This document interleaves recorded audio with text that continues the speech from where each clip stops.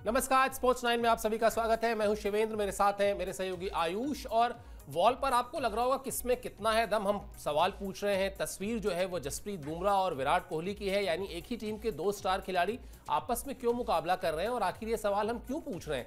ये दिलचस्प सवाल हम इसलिए पूछ रहे हैं क्योंकि जो एडिलेड टेस्ट मैच खेला जाना है ऑस्ट्रेलिया में 6 तारीख से, जो 5 टेस्ट मैच की सीरीज का सबसे अहम मैच हो चुका है, उस मैच की तैयारी से पहले जो नेट सेशन हुआ, जिसका हमने आपसे प्रॉमिस भी किया था कि एक एक डिटेल आपको बताएंगे, उसमें इन दोनों के बीच हुआ जबरदस्त मुकाबला। इन दोनों खिलाड़ियों ने नेट सेशन में काफी देर तक एक दूसरे का सामना किया। इसी खबर से शुरुआत करते हैं और फिर धीरे धीरे तैयारियों का जायजा भी लेंगे कि क्या कर रहे हैं, क्यों कर रहे हैं भारतीय टीम के खिलाड़ी, जो कुछ भी वहां हो रहा है। एडिलेड में टीम इंडिया की जबरदस्त तैयारी। जसप्रीत बुमराह ने जमकर किया गेंदबाजी का अभ्यास और पिंक बॉल से तालमेल बिठाने की कोशिश की, क्योंकि स्विंग ज्यादा होता है, सीम मूवमेंट प्लस जो सीम होती है बॉल की उसको किस तरह से पकड़ना है, बहुत सारी छोटी छोटी टेक्निकल चीजें होती हैं। लगता है कि एक गेंद का रंग ही बदला है, लेकिन दरअसल काफी सारी एडजस्टमेंट्स करनी होती हैं। और बुमराह ने इसके लिए जो अपनी एडजस्टमेंट्स की वो तो की ही की, साथ ही विराट कोहली के साथ काफी देर तक उनकी तनातनी चलती रही। दोनों ने एक दूसरे को अपना बेस्ट फेंकने, उन्होंने अपनी बेस्ट गेंद फेंकने की कोशिश की और विराट कोहली ने बेस्ट डिफेंस करने की या बेस्ट अटैक करने की कोशिश की। और अच्छी बात क्या है आयुष की, ये जो प्रैक्टिस सेशन था ये फैंस के लिए खुला हुआ था, तो वहां पर जो फैंस पहुंचे थे उनके लिए मतलब इससे ज्यादा ट्रीट टू वॉच क्या ही हो सकता है कि जसप्रीत बुमराह बॉलिंग एट 145, 146 और विराट कोहली बिल्कुल रॉक सॉलिड पिछले मैच में सेंचुरी मार के आए हैं। और मैंने पढ़ा यहाँ वहाँ जो बाकी लोगों से बातचीत की कि कुछ थोड़ा बहुत घूराघारी भी हुई कि अच्छा देखो जरा, तो वर्ल्ड के आप मतलब इस वक्त आंख मूंद के कह सकते हैं कि वर्ल्ड के टॉप, चलिए हम कोई बहस नहीं करेंगे कि बेस्ट है कि नहीं बेस्ट है, लेकिन वर्ल्ड के टॉप बेस्ट 3 जो बल्लेबाज हैं और वर्ल्ड के टॉप बेस्ट 3 जो गेंदबाज हैं, उनमें से एक एक का मुकाबला रहा होगा ये। एब्सोल्युटली। और ये मौका कितना कम मिलता है। और जो मैं तो सोच रहा हूँ उन फैंस के लिए मतलब कि कितनी एक्साइटिंग चीज़ होगी कि उनको आंख के सामने अपने लाइव ये चीज़ें देखने का मौका मिला। काश मैं वहाँ होता। लेकिन बिल्कुल विराट कोहली के सामने जसप्रीत बुमराह, बहुत कम मौका मिलता है। इंडिया के लिए दोनों खेलते हैं और आईपीएल में खेलते हैं, लेकिन आईपीएल एक अलग चीज़ है। टेस्ट फॉर्मेट में दोनों को आमने सामने देखना, प्रैक्टिस सेशंस में आमने सामने देखना। जसप्रीत बुमराह डिसीव करना चाहते हैं विराट कोहली को और कोहली एकदम रॉक सॉलिड खड़े हैं। मतलब ये कमाल का एक विजुअल था। और बिल्कुल वहां पे जो विजुअल्स भी हमने देखे सर, जिस तरीके से वहां पे ये मुकाबले चल रहे थे एक दूसरे के बीच में, फैंस लगातार हुटिंग कर रहे थे। मतलब अगर बुमराह की एक अच्छी गेंद बीट कर जाती है कोहली को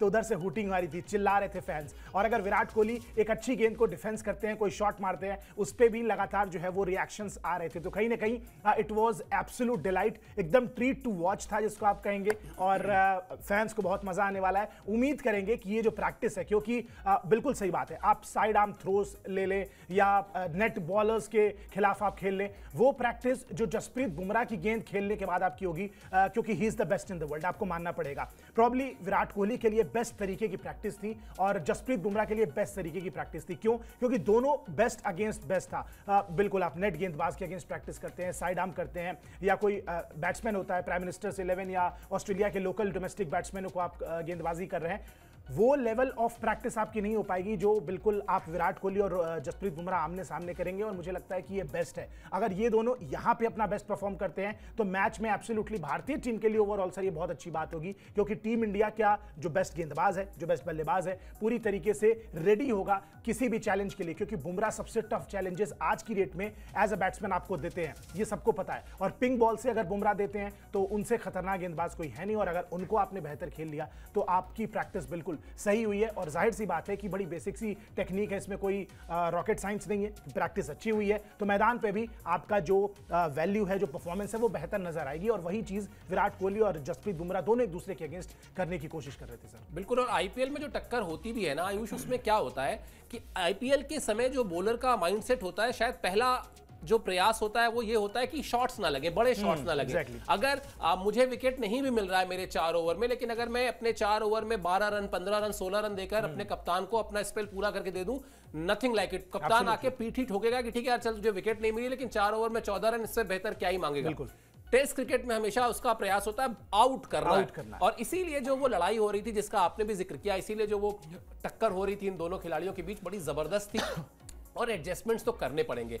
आयुष और दीपेश और हम जब भी बैठते हैं अक्सर ये बातचीत होती है कि पिंक बॉल लगता जरूर है कि सिर्फ गेंद का रंग बदला है, लेकिन आप अगर बैटिंग क्रीज देख लें, जो थोड़े से दिलेर किस्म के बल्लेबाज हैं वो बैटिंग क्रीज से थोड़ा कुछ हाथ बाहर ही खड़े होंगे, ताकि वो जो स्विंग एक्स्ट्रा मिलेगा उससे थोड़ा सा बेहतर मुकाबला कर सकें, गेंद ज्यादा स्विंग हो उससे पहले उस पर शॉट्स अटेम्प्ट कर सकें। ऐसे ही गेंदबाज के लिए गेंद को ग्रिप करना, ये सब बहुत मामूली बातें हैं, लेकिन अब जब जिस लेवल पे ये दोनों खिलाड़ी खेलते हैं वहां जाकर बात बहुत बड़ी हो जाती है। और भारतीय टीम का पिंक टेस्ट में उस तरह का एक्सपीरियंस भी नहीं है जितना ऑस्ट्रेलिया का है। तो इस तरह की एक इंटेंस कहना चाहिए, एक बहुत ही गंभीर किस्म की प्रैक्टिस जरूरी भी थी, और वो प्रैक्टिस भारतीय टीम ने दिखाई भी है। और इस प्रैक्टिस में अब मैं कप्तान साहब का नाम भी जोड़ देता हूं, क्योंकि कप्तान साहब ने भी बहुत गजब का काम किया। वो बाकी खिलाड़ियों से करीब 1 घंटे पहले ही पहुंच गए नेट्स में, और उन्होंने जाके वहां 1 घंटे पहले ही काफी देर तक बल्लेबाजी की। उन्होंने क्या किया साहब, उन्होंने तेज गेंदबाजों के खिलाफ जमकर अभ्यास किया। ऐसा क्यों किया उन्होंने, ये भी हम आपको आगे बताएंगे। और लगातार अभिषेक नायर जो भारतीय टीम के साथ आप सहायक कोच कह लें, बैटिंग कंसल्टेंट कह लें, वो लगातार नेट्स पर मौजूद थे और रोहित शर्मा की बॉल्स पर ध्यान से उनका हर एक जो शॉट था उस पर वो शॉट सिलेक्शन से लेके कहां कितने पैर चल रहे हैं, क्या कुछ हो रहा है, ये सब कुछ वो देख रहे थे। और काफी देर आयुष दोनों ने आपस में बातचीत की, और जो प्रयास था मुझे लगता है वो जो मतलब एक शाश्वत कह लें या पारंपरिक समस्या आ रही है ना कि ऑफ स्टंप का पता होना। अगर आपको ऑस्ट्रेलिया जैसे मुश्किल विकेट पर, जहां पर आपके सामने वर्ल्ड के बेस्ट फास्ट बॉलर्स हैं, वहां पर आपको अगर अपना ऑफ स्टंप पता है तो आप काफी हद तक अपने आप को सिक्योर कर सकते हैं। लेकिन नया बॉल, फिर उसके बाद 3-4 स्लिप लेके जब शुरुआत होती है ना, तो वहां और वो फिर वही वाली बात की बॉल तो एक ही चाहिए आउट होने के लिए, तो ऑफ स्टंप पे मेहनत कर रहे थे। अभिषेक नायर से बातचीत की है, 1 घंटा पहले पहुंच के प्रैक्टिस की है। ये सब कुछ दिखाता है कि वो जो सिंसियरिटी कह लें या वो जो सीरियसनेस कह लें, वो सिर्फ विराट या बुमराह में नहीं है। कप्तान साहब तो और ज्यादा सीरियस हुए बैठे हैं सर। बिल्कुल, और मुझे लगता है कि कमराडरी भी होती है सर। अभिषेक नायर के साथ उनकी कमराडरी बहुत शानदार है। और एक स्टोरी भी हमने देखी थी पुराने वीडियोस में, जहां पे वो कहते हैं कि जब रोहित शर्मा थोड़ा सा आउट ऑफ टच गए और उनको लगा कि यार ओपनिंग स्पॉट मेरे पास आ तो गया है लेकिन मैं परफॉर्म नहीं कर पा रहा हूं, एक खराब पैच आया, उसके बाद उन्होंने आईपीएल के दौरान कहा था अभिषेक नायर से कि मतलब यार चलो मेरी प्रैक्टिस कराओ, मुझे दोबारा से खेलना है, दोबारा से चढ़ना है। और उसके बाद इन दोनों की जो जोड़ी है उसने काम किया, मेहनत की, और रोहित शर्मा ने दोबारा कमबैक किया, और उसके बाद जिस इंटेंट के साथ बल्लेबाजी की वो दुनिया ने देखा। तो कहीं ना कहीं मुझे लगता है कि अभिषेक नायर अब जबकि भारतीय टीम के सहायक कोच हो चुके हैं, यहां पे उनका रोल एंड रिस्पॉन्सिबिलिटी थोड़ी सी बढ़ भी जाती है, लेकिन फिर भी जो बॉन्ड है वो नहीं खत्म होने वाला है। और रोहित शर्मा लगातार इसीलिए कर रहे हैं। सर मुझे लगता है ना, दुनिया की जितनी भी चीजें हैं, सोशल मीडिया पे जो बातें हो रही हैं, जरूर उस पे ध्यान जा रहा होगा। उनको पता है कि पिछली सीरीज अच्छी नहीं गई है, यहां पे भी वो डाउन एंड आउट है क्योंकि प्रैक्टिस मैच में रन्स नहीं आए, और अब ओपनिंग स्पॉट की कुर्बानी की भी बातें चल रही हैं लगातार। इस बीच में रोहित शर्मा से ज्यादा डेस्परेट कोई नहीं होगा कि मैं जाऊं, रन बना के बल्ले से जवाब दूं, सारी दुनिया को चुप करा दूं। और मुझे लगता है कि कुछ स्पेशल होने वाला है इस मैच में, क्योंकि जिस तरीके से ऑस्ट्रेलिया आते ही मैच उधर चल रहा है पर्थ में, और वो जाके पिंक बॉल से प्रैक्टिस शुरू करते हैं, हाइप इतना क्रिएट होता है कि ऑस्ट्रेलियन मीडिया पहुंच जाती है। उसके बाद प्रैक्टिस मैच में उनका 11 गेंदों में 3 रन बना के आउट हो जाना, पहली 10 गेंदों में बहुत कंफर्टेबल नजर आए, लेकिन 11वीं गेंद एकदम जो आपने बात कही कि एक गेंद चाहिए होती है आपको आउट करने के लिए, वही होता है उनके साथ। और उसके बाद अब दोबारा से 1 घंटा पहले प्रैक्टिस सेशन पे पहुंच जाना, प्रैक्टिस शुरू कर देना, सहायक कोच उनके लगातार साथ हैं, देख रहे हैं किस तरीके के शॉट्स, और दोनों एक दूसरे की बल्लेबाजी को बेहतर जानते हैं, रोहित शर्मा की बल्लेबाजी को, अभिषेक नायर, और इसीलिए शायद मुझे लग रहा है कुछ टेक्निकल एस्पेक्ट जो है वो बताने की बात हो रही है। और वही जाहिर सी बात है ऑफ स्टंप का पता होना, क्योंकि लगातार जहां पे सारी दुनिया को, पूरे इंडियन बैटिंग लाइनअप को स्पिनर्स ने परेशान किया न्यूजीलैंड के, वहां पे तेज गेंदबाजों ने परेशान किया रोहित शर्मा को अकेले पूरी सीरीज में। तो तेज गेंदबाजों के खिलाफ वो जो नई गेंद से दिक्कत आ रही है वो एक उनकी बहुत बड़ी प्रॉब्लम है, उसी को शायद टैकल करने की कोशिश कर रहे हैं। और मेरी गट फीलिंग कहती है कि इस मैच में, पिंक बॉल टेस्ट में, रोहित शर्मा से एक स्पेशल पारी हम देखने को हमें मिलने वाली है, क्योंकि ही इज डेस्परेट एक्चुअली, उनको रन बनाने हैं। और मुझे लगता है कि इससे बेहतर मौका नहीं होगा जब गेंद बैट पे आ रही है। और सर पिंक बॉल की अगर एडवांटेज कह लें या डिसएडवांटेज कह लें कि वो बहुत ज्यादा स्विंग भी फिर नहीं करती है। स्विंग करेगी लेकिन थोड़ा लेटर पार्ट में, अगर आपकी सीम मूवमेंट अगर अच्छी है, अगर सीधी सीम से गेंद आप फेंक रहे हैं तो शायद वो ज्यादा स्विंग करेगी। क्योंकि हमने अपने जो गेंदबाज हैं जो पहली बार शायद पिंक बॉल पकड़ रहे थे टेस्ट क्रिकेट में, हर्षित राणा या प्रसिद्ध कृष्णा, ये तमाम गेंदबाज जब गेंदबाजी कर रहे थे, आकाशदीप इनफैक्ट, तो उन्होंने ये बयान दिया, जो बीसीसीआई ने वीडियो भी अपलोड की, उसमें भी हमें बात समझ में आई। वो कह रहे हैं कि ट्रेडिशनल स्विंग नहीं हो रही है गेंद। अगर इस गेंद को आप थोड़ा सा पुराना कर देते हैं और उसके बाद जब आप सीधी सीम से फेंक रहे हैं उसके बाद ये हिल रही है, लेकिन कंट्रोल गेंदबाज का भी नहीं है कि गेंद कभी इधर स्विंग कर जा रही है, कभी उधर स्विंग कर जा रही है। तो थोड़ा सा सर मुझे लगता है कि इसको अपने एडवांटेज पे भी रोहित यूज कर सकते हैं कि जब तक गेंद पुरानी हो, अगर डिपेंड करता है ओपनिंग करते हैं किस स्पॉट पे आते हैं, थोड़ा सा अग्रेसिव इंटेंट दिखाएंगे। मेरी गट फीलिंग कहती है कि इस मैच में रोहित का एक स्पेशल कुछ आने वाला है। चलिए, अक्सर विराट के लिए कहते हैं आयुष, रोहित के लिए कहते नहीं। आज रोहित के लिए कह रहे हैं तो हो सकता है कि वाकई कुछ इनको संकेत मिल रहे हो कि भाई बोलो रोहित के लिए कि रोहित कुछ खास करने वाले हैं। और इन्होंने जिक्र किया है न्यूजीलैंड का, वो भी आपको खबर दिखाते हैं कि आखिर क्यों ऑफ स्टंप की बात हो रही है या आखिर क्यों तेज गेंदबाजों के खिलाफ अभ्यास हो रहा है। क्योंकि न्यूजीलैंड के खिलाफ रोहित का बल्ला नहीं चला था। 3 टेस्ट मैच जो खेले थे उन्होंने, उसमें सिर्फ 91 रन बना पाए थे रोहित शर्मा, और 3 पारियां इसमें ऐसी थीं जिसमें वो दहाई के आंकड़े तक नहीं पहुंचे थे। यानी 3 टेस्ट मैच, 6 पारियां, और 6 में से आधी पारियां ऐसी जिसमें वो नहीं पहुंचे थे दहाई तक भी, और 1 अर्धशतक था। यानी वो 51 रन में भी 1 पारी थी जिसमें उन्होंने 52 रन बनाए थे। बाकी 4 पारियां ऐसी थी 6 में से जहां वो तेज गेंदबाजों के खिलाफ आउट हुए थे। तो कहीं ना कहीं वो जो एक समस्या है कि बाकी प्लेयर्स आउट हुए न्यूजीलैंड के खिलाफ, वो स्पिनर्स के जाल में फंसे, लेकिन जो रोहित शर्मा हैं वो वहां तक पहुंचे ही नहीं, वो स्पिनर्स के आने तक टिके ही नहीं। हाँ, जरूर एक मैच में, एक पारी में उन्हें मिचेल सैंटनर ने आउट किया था और एक पारी में एजाज पटेल ने आउट किया था, लेकिन उसकी वजह यह है कि तब स्पिनर्स बहुत जल्दी सीन में आ गए थे। जहां भी आपको फास्ट बॉलर्स शुरुआत के 15-20 ओवर का स्पेल करते हुए दिखाई देंगे, अगर उसमें आपका ओपनर आउट हो जाता है तो इसका मतलब कि उसकी जो समस्या है वो तेज गेंदबाजी को लेकर है, ना कि स्पिनर्स को। और स्पिनर्स को लेकर अगर समस्या है भी तो वो तो मौका ही नहीं आ रहा है कि वहां तक वो पहुंचे, उससे पहले ही आउट हो जा रहा है। इसीलिए ये जो अभ्यास किया गया खासतौर पर, और आप जो बात कर रहे थे अभिषेक नायर के साथ उनके तालमेल की, मुझे याद है जब रोहित शर्मा नए नए भारतीय टीम में आए थे, सचिन तेंदुलकर तब खेला करते थे। सचिन तेंदुलकर, कई बार ऐसा होता था कि अगर बहुत ज्यादा मीडिया हाइप है किसी मैच को लेकर या बहुत ज्यादा उन पर प्रेशर है, पिछली कुछ पारियों में रन नहीं बने हैं, तो वो कई बार इंडोर नेट्स के लिए चले जाते थे। वो आउटडोर नेट्स करते ही नहीं थे। पूरी टीम आउटडोर नेट्स पर होती थी, पूरा मीडिया जो है वो आउटडोर नेट्स पर होता था, और आपको लगता था कि शायद सचिन प्रैक्टिस ही नहीं कर रहे हैं। फिर कहीं से पता कीजिए तो पता चलता था नहीं नहीं नहीं, सचिन तो इंडोर है, ये मेरे साथ हो चुका है, मैंने इसलिए मुझे पता है। और आप जब अंदर जाके देखते हैं तो आप देखते हैं कि सचिन खुद तो प्रैक्टिस कर ही रहे हैं, वहां पर वो रोहित शर्मा को भी प्रैक्टिस करा रहे हैं। तो कई बार ऐसा होता है कि कोई खिलाड़ी किसी के साथ बहुत मामूली सी चीजें उसको बता, कई अब सवाल ये भी, मतलब सब्सक्राइबर्स अगर हमसे ये पूछ दें कि भाई अभिषेक नायर का क्या ही कद है इंटरनेशनल क्रिकेट में, जो रोहित शर्मा का है वो क्या ही बता सकते हैं, लेकिन ऐसा नहीं है। ये आप भी जानते हैं, क्रिकेट खेलते हैं, कई बार आप एक बहुत शानदार ऑब्जर्वर होते हैं। हो सकता है इंटरनेशनल प्लेयर के तौर पर आपके पास बहुत सारे रिकॉर्ड ऐसे ना हो जो रोहित शर्मा के पास है, लेकिन एक ऑब्जर्वर है आप बहुत अच्छी राय दे सकते हैं, बहुत अच्छी सलाह दे सकते हैं, और तालमेल ऐसा है कि अगर आपने सलाह दी तो सामने वाला खिलाड़ी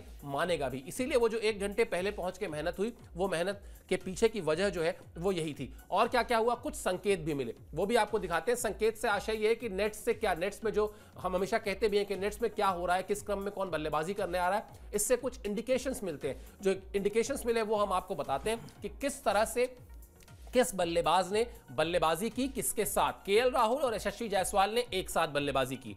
इसके बाद विराट कोहली और शुभमन गिल ने एक साथ बल्लेबाजी की। फिर ऋषभ पंत और रोहित शर्मा ने एक साथ बल्लेबाजी की।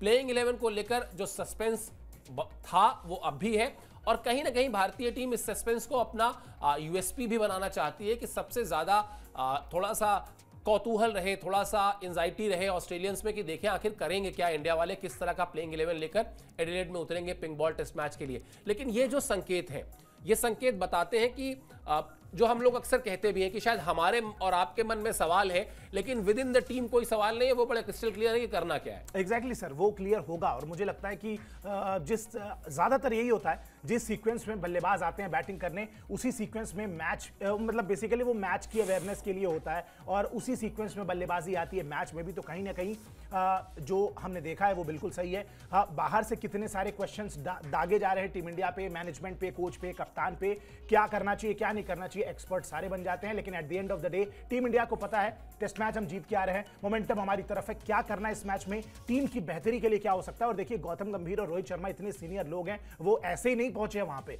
उनको पता है क्या करना है, टीम की बेहतरी के लिए क्या है, और सारे खिलाड़ियों को ही पता है, सब स्किल वाइज प्रोफेशनली एक इंटरनेशनल कद के खिलाड़ी हैं, और वहां पे सबको पता है कि अपना रोल क्या है। और मुझे लगता है कि सर ऑस्ट्रेलिया को बिल्कुल थोड़ा सोचने की जरूरत है, क्योंकि अगर ऐसा है जो आपने बात कही कि जो नेट्स में हमने तस्वीरें देखी, वीडियोस देखी, पेयर की आपने बात करी कि विराट कोहली रोहित शुभमन गिल के साथ आ रहे हैं, उसके बाद आपने जो नाम लिया, अगर ऋषभ पंत और रोहित शर्मा एक साथ बल्लेबाजी कर रहे हैं तो सर कितना ज्यादा एक्साइटिंग होने वाला है टेस्ट मैच। मेरा तो ये मानना है, क्योंकि अगर लेट्स से नंबर 5 या 6 आप जो भी मान लीजिए, 5-6 स्वैप कर सकते हैं ऋषभ पंत और रोहित शर्मा से। अगर ऋषभ पंत और रोहित शर्मा 5 और 6 पे खेल रहे हैं और लेट से हमने 250 रन बना दिए 4 विकेट खो के, उसके बाद एज अ बॉलर आप क्या सोचेंगे कि इससे बचें या उससे बचें? क्योंकि अगर दोनों टच में आ गए, और छक्के तो इस तरीके से मारते हैं कि आप समझ भी नहीं सकते हैं। एक तरफ रोहित शर्मा अपनी क्लास दिखा सकते हैं, दूसरी तरफ ऋषभ पंत आपको कब आड़ा तिरछा लेट के, सो के, खड़े होके, बैठ के कैसे भी छक्के मार सकते हैं। तो कितना एक्साइटिंग होने वाला है वो जो एक पर्टिकुलर टाइम फ्रेम होगा उस टेस्ट मैच का। बिल्कुल। और आयुष, मुझे तो कई बार लगता है कि ऋषभ पंत के उन छक्कों पर ना अलग से बातचीत करनी चाहिए। वो छक्के देखकर अमूमन पहला रिएक्शन ये होता है हंसी आती है, Exactly. या लगता है अरे यार ये क्या कर रहा है। लेकिन एक बल्लेबाज से आप कभी पूछिए जो खेलता हो क्रिकेट, उससे आके पूछिए कि वो कितना मुश्किल शॉट है। Absolutely. मतलब वो बॉल अगर पिक नहीं हुआ तो आपका मुंह तो गया है। जिस बॉल पर वो बिना देखे नो लुक एक छक्का मारते हो, फिर वो गिर जाते हैं, लेट फिर जाते हैं, लेकिन वो बहुत मुश्किल शॉट है। वो लगता जरूर है कि अरे यार कर क्या रहा है, लेकिन उस क्या करने के लिए ना जितना जिगरा चाहिए होता है वो सिर्फ और सिर्फ एक बल्लेबाज बता सकता है। गेंदबाज तो क्या ही बताएगा, उसको तो पता ही नहीं होता है कब वो क्रीज पर लेट जाएंगे और कब वो छक्का मार देंगे लेटते हुए, मतलब घुटनों को अपने मोड़ के। तो वो कहानी ही अलग है। दरअसल चलिए एक और खुलासा करते हैं जो लगभग काफी दिनों से, पिछले कुछ घंटों से कहना चाहिए, दिनों से तो नहीं, चर्चा में चल रहा है, क्योंकि एडिलेड में भारतीय टीम जो है वो एक बड़ा फैसला कर सकती है। क्या खबर है वो, जिस पर हमने बीच बीच में इंडिकेशन भी दिया, वो भी आपको बता देते हैं। खबर यह है कि रोहित जो है वो मिडिल ऑर्डर में बल्लेबाजी कर सकते हैं। अभी हमने आपको बताया भी कि बैटिंग में, और जो आयुष ने कहा भी कि जरा सोच कर देखिए कि एक तरफ से ऋषभ पंत और एक तरफ से रोहित शर्मा अगर बल्लेबाजी कर रहे हैं मिडिल ऑर्डर में, तो क्या ही होगा विरोधी टीम के गेंदबाजों का। और अगर अच्छी शुरुआत मिल गई है तो उसके बाद तो आप ये मानिए कि कोई तूफान जैसा दिखाई देगा। और मुझे लगता है सबसे ज्यादा मजा कुछ आने वाला है, तो वो मजा आने वाला है फैंस को, जो बहुत इंतजार कर रहे हैं। और अच्छे खासे भारतीय हैं एडिलेड में। मतलब मैं जब गया था तो मुझे अच्छे से याद है कि एडिलेड में तमाम सारे इंडियन फैंस हैं, इंडियन फैमिलीज हैं, जो बहुत ही एक्साइटमेंट के साथ स्टेडियम पहुंच के इस मैच को एंजॉय करते हैं। तो उनके लिए बड़ा मजेदार अनुभव होने वाला है। लेकिन ये जो सारे संकेत हैं आयुष, चाहे पर्थ टेस्ट में जो आपने भी बताया कि पहुंचने के तुरंत बाद पिंक बॉल लेकर चले जाना, एक दूसरे मैदान पर प्रैक्टिस करना, फिर वार्म अप मैच जो 2 दिन का था उसके 1 दिन के होने पर आपके कप्तान साहब का वहां पर जाके नंबर 4 पर बल्लेबाजी करना, फिर नेट्स में 1 घंटे पहले पहुंच के बल्लेबाजी करना, नेट्स में अगर पेयर के हिसाब से बात की जाए तो ऋषभ पंत के साथ बल्लेबाजी करना, ये सब कुछ संकेत देखिए क्या हो सकता है। हम और आप अभी बात कर रहे हैं, लेकिन हो सकता है रोहित शर्मा ही ओपनिंग करते हुए दिखाई दे, इसमें कोई दो राय नहीं है। लेकिन संकेत कम से कम यही है जो बिटवीन द लाइंस हम पढ़ा करते हैं, वो तो यही है कि वो मेंटली अपने आप को प्रिपेयर कर चुके हैं कि मिडिल ऑर्डर में जाएंगे। सर मुझे लगता है कि प्रैक्टिस से बहुत कुछ चीजें क्लियर हो जाती हैं, और अगर लेट से उनको ब्लफ करना ही होता, वो ये भी कर सकते थे जो आपने बात कही कि भाई जैसे सचिन इंडोर प्रैक्टिस करते थे, उनको नहीं दिखाना होता तो वो ये काम भी कर सकते थे। लेकिन अगर आउटडोर प्रैक्टिस कर रहे हैं, फैंस के लिए चीजें खोली गई हैं, मतलब मुझे नहीं लगता है कि टीम इंडिया डबल ब्लफ करने की कोशिश करेगी ऑस्ट्रेलियंस को, ऑस्ट्रेलिया के मैनेजमेंट को। और अगर इस सीक्वेंस में बल्लेबाजी की जा रही है तो आप मान सकते हैं बिल्कुल, क्योंकि बिल्कुल हम गलत हो सकते हैं, लेकिन जो अमूमन तौर पे देखा जाता है, जो मोस्ट ऑफ द टाइम हम देखते हैं कि प्रैक्टिस सेशन में जिस तरीके से जिस पेयर में बल्लेबाज आते हैं प्रैक्टिस करने, उसी पेयर में मोस्टली आपको बैटिंग ऑर्डर भी नजर आता है जब मैच की बात होती है। और इसमें कोई बुराई नहीं है सर, मैं कहता हूं नो डाउट रोहित शर्मा भारतीय टीम के बेस्ट ओपनर है इस समय। लेकिन अगर आप करंट फॉर्म को देखें, थोड़ा सा उनका ब्रेक रहा, एक खराब पैच आया, एक खराब सीरीज आई, उसके बाद अगर उनको कॉन्फिडेंस चाहिए, ही नीड्स दैट 1 इनिंग जहां पे उनके बल्ले से रन आए। अगर वो रन मैं कहता हूं नंबर 5, नंबर 6 पे भी आ रहे हैं तो उसमें कोई बुरी बात नहीं है। वो खिलाड़ी जो ऑस्ट्रेलियन कंडीशंस में ऑलरेडी सेट हो चुके हैं, मैच प्रैक्टिस मिल चुकी है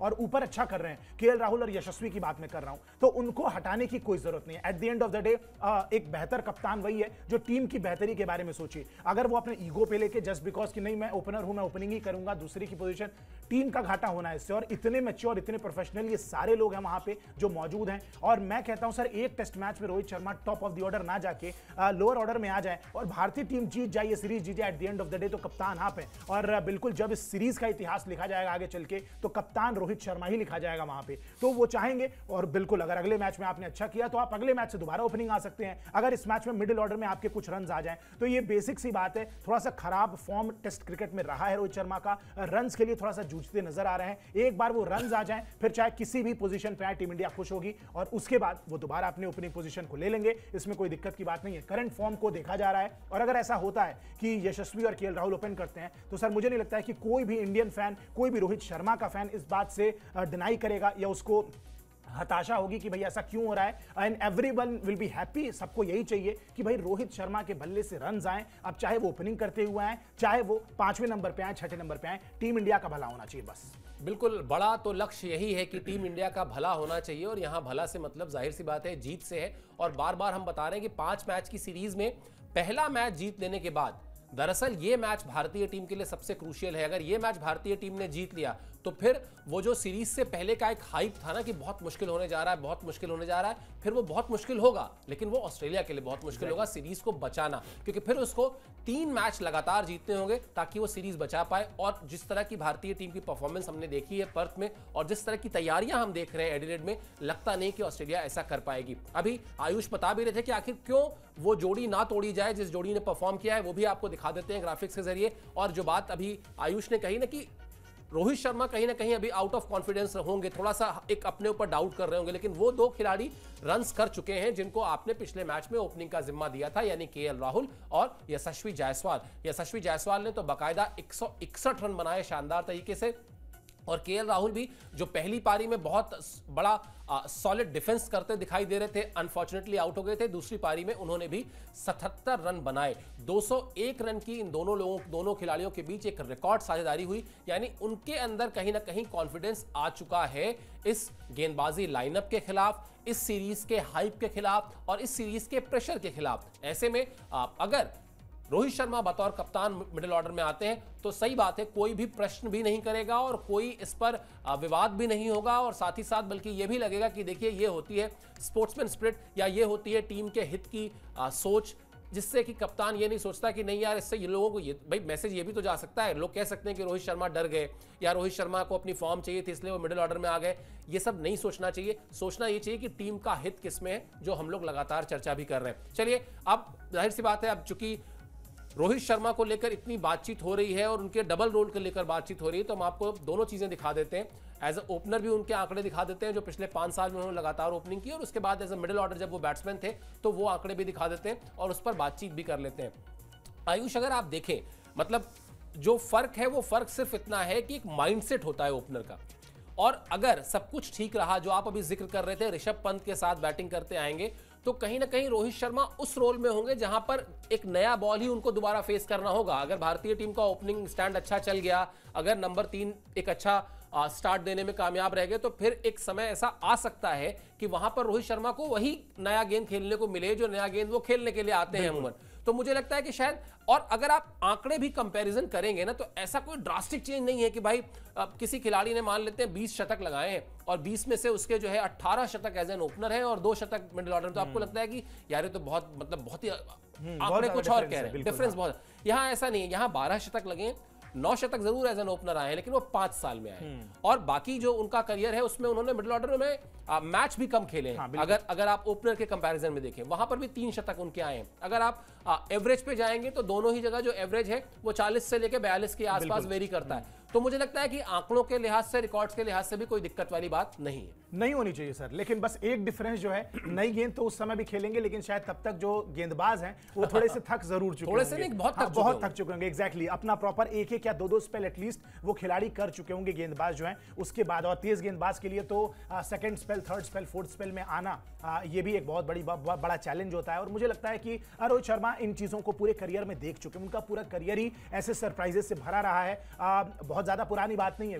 जब तक हमने देखा प्रॉपर ओपनिंग की जिम्मेदारी उन्होंने संभाली थी, लेकिन व्हाइट बॉल क्रिकेट में, रेड बॉल क्रिकेट में 2019 के बाद से आए, बहुत लेट स्टार्ट हुआ उनका टेस्ट करियर में, और उसके बाद जिस तरीके से पेस पकड़ी है, ऑस्ट्रेलिया की कंडीशंस को जानते हैं, नई गेंद खेलना जानते हैं। मुझे लगता है सर जस्ट दैट की एक पारी की बात है, एक बल्ले से कुछ रन्स आ जाए, एक अर्धशतक, शतक, एक ठीक ठाक सॉलिड पारी आ जाए, और उसके बाद आप देखेगा यही रोहित शर्मा किस तरीके से इसी मिचेल स्टार्क को इसी रेड बॉल से कैसे रन लगाते नजर आएंगे, क्योंकि वो कॉन्फिडेंस वाले खिलाड़ी हैं। उनका अगर कॉन्फिडेंस हाई है तो वो 150 के तेज के गेंदबाज को भी स्टेप आउट करके आगे छक्का मार सकते हैं। That is the calibre of Rohit Sharma. हम उनको बहुत कम आंक रहे हैं जस्ट बिकॉज पिछली 5-7-10 इनिंग्स उनकी थोड़ी सी खराब चली गई हैं। स्पिनिंग ट्रैक्स थे, भारतीय कंडीशंस थी, लेकिन फिर भी जिस तरीके से मैं कहूंगा कि रोहित शर्मा का कद है, जिस तरीके के खिलाड़ी हैं, उनको ज्यादा फर्क पड़ने वाला नहीं है at the end of the day. और चाहे नंबर 5-6 पे आए, चाहे जहां भी आए, उनको रन्स चाहिए, रन्स आ जाएंगे फिर अगले मैच में दोबारा से वो ओपन कर ले, इसमें कोई दिक्कत की बात नहीं है। मध्य क्रम में पहले भी खेल चुके हैं,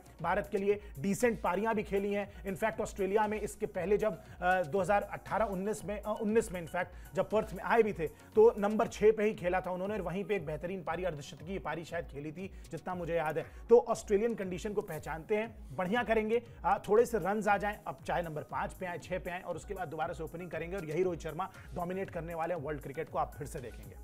बिल्कुल। तो आज आयुष जी ने 2-3 भविष्यवाणियां रोहित शर्मा को लेकर कर दी हैं, और जितनी भी भविष्यवाणियां हैं अगर वो सब सफल हो जाती हैं तो यकीन मानिए इसी स्टूडियो से हम लोग शो कर रहे होंगे कि भारतीय टीम वर्ल्ड टेस्ट चैंपियनशिप के फाइनल के लिए क्वालिफाई कर चुकी है। और कई बार जो बड़ा प्रचलित मुहावरा है, हम लोग एक दूसरे के लिए कहते हैं कि इनके मुंह में घी शक्कर, की चीज़ें वैसी ही हों जैसे भारतीय टीम की ज़रूरत है, क्योंकि बार बार फिर दोहरा रहे हैं कि ये मैच अगर जीत लिया तो फिर इस सीरीज में भारत को हराना लगभग असंभव हो जाएगा ऑस्ट्रेलिया के लिए। और सबसे पहली चाहत भारतीय टीम के कप्तान की, कोच की यही है सबसे पहले कि वो जो बॉर्डर गावस्कर ट्रॉफी 1 दशक से हमारे पास है, उसके लिए जो ऑस्ट्रेलिया की छटपटाहट है, वो जो जिस तरह से वो डेस्परेशन है, वो थोड़े दिन और रहे, अभी अगले साल अगले बार तक रहे, और ये जो ट्रॉफी है वो हमारे पास बनी रहे। ये ट्रॉफी रहेगी तो संभवतः वर्ल्ड टेस्ट चैंपियनशिप के फाइनल में जगह भी भारतीय टीम को मिल जाएगी, रहेगी हमारी नज़र। और आपने देखा होगा पिछले करीब आधे घंटे से हमने आपको नेट्स को लेकर कितने डिटेल जानकारियां दी हैं, वो सारी डिटेल जानकारियां आपको लगातार हम स्पोर्ट्स 9 पर देते रहेंगे।